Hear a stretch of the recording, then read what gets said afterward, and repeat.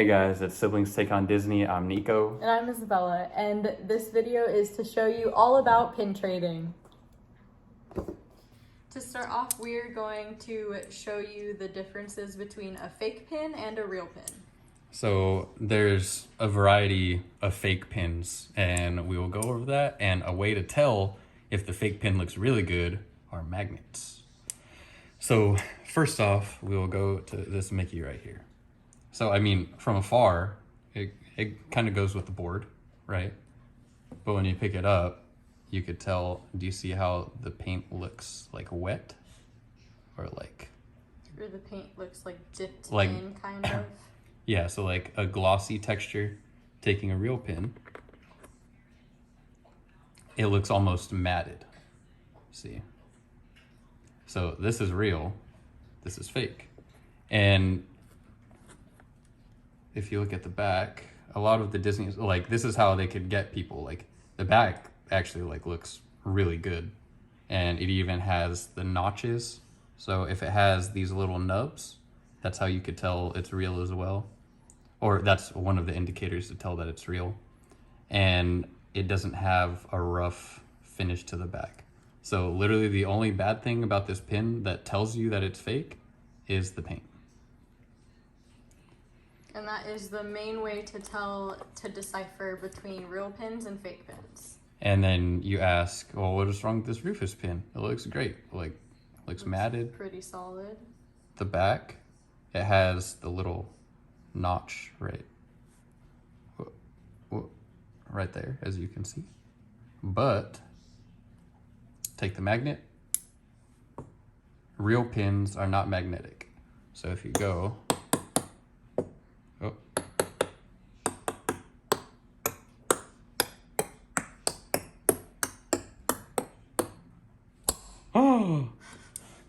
so moving on to that pin, this is really depressing. This was one of our favorite pins. We got this pin when we first started pin trading. And I mean, shoot, it looks really good. From far away. From far away. Solid. From the back, this is kind of how like old pins look. Pins look. This was a pin that our parents got us from when we were little. It looks really similar. But if you look, my parents bought this from the park. It's smooth right there. Has the notch. This has the notch as well. Putting this back to this. If you look at the edges. The edges are rough. The edges are rough. So if the edges are rough, then that shows that it is fake. And it's harder to tell. It's less obvious than this Mickey, the paint. But if you get a good angle, let's see if I could get it from afar maybe. Oh, there, right there. Do you see how it's kind of like shiny? So yes, sadly, this pin is fake. So now moving on to real pins, now that we know what a fake pin is. So let's take something like this, for example. So this is like the paint's good. The back, it has the notches. Normally, like you'll see the Mickeys on the back. Like the Mickey, it's like a waffle design, yeah, kind of. But the older pins don't have that. So that's kind of a newer pin thing. And just if you look at the adorable snowman that we have, he's smooth, it's legit.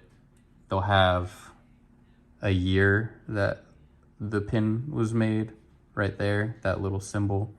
And a way to tell that it's real, they'll have a FAC number. It's hard. There we go. An FAC number. And that's kind of just like a manufacturer stamp. And there are a few like different pins that you can find. So like, for example, this is just a regular pin. It's cool because it says Celebrate Disney, like, but it's not a Hidden Mickey.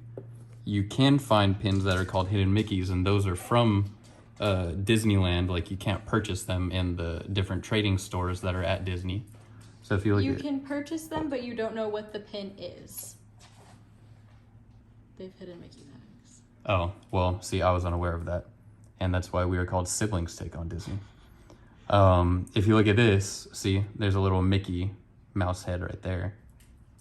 And that shows that it's a hidden Mickey pin. So more than likely, if you wanted to find this specific pin at the park, you have to get lucky and find it on a board, because yeah, they probably won't sell the pack. Like I've personally never seen that pack. So these are kind of just pins that you trade from cast members or that you trade on boards. There's also fake hidden Mickey pins. Like we showed Rufus. Back to Rufus. Yeah, so he's a fake hidden Mickey. So even the fake hidden Mickeys are a little easier to tell. So the Mickey head the Mickey head will be a little wonky. Distorted. Like this one's actually a really good like Mickey head, really good on the back. Like, but the only way to tell this is fake was, like I said, because it's magnetic. And oh yeah, so the new pins, what they're doing, because people do make good fake pins. So what Disney is doing now, if you look at the back right here, they have these little diamonds right there. It's like a little Mickey Mouse diamond head. And that is Disney's new way of having, like, of showing their pins are authentic. Yep. Also, some of the newer hidden Mickeys, like this pin right here, is from the new Pixar hidden Mickey set. Instead of seeing a Mickey, there's the Pixar ball on it. Now that we have shown you how to decipher a real pin from a fake pin, we're going to get into the actual pin trading rules. If you have gone to Disney, you may have seen a sign like this inserted somewhere. And it gives you technically pin trading etiquette of how you pin trade. So we're just going to go over that here in a more simplified way that we have experienced ourselves. So to start off, you can trade 2 pins per person at any board, like any pin board or any cast member that has a pin lanyard or a pin pouch.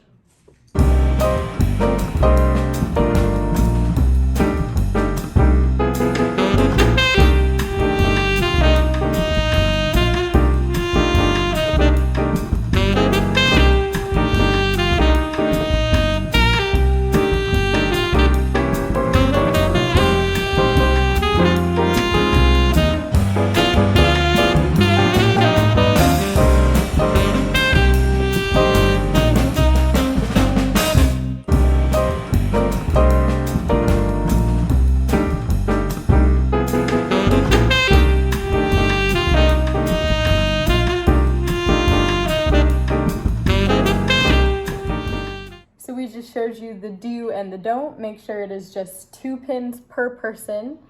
You get 2 trades. Don't trade 1 and take 2, or stick to the 2 pins per person.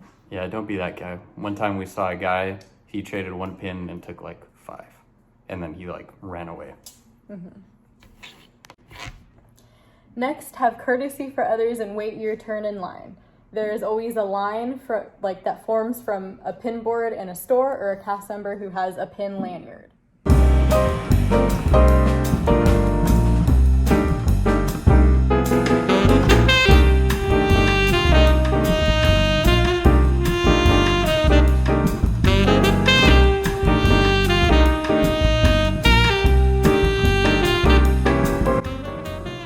Excuse me, I was waiting on the other side.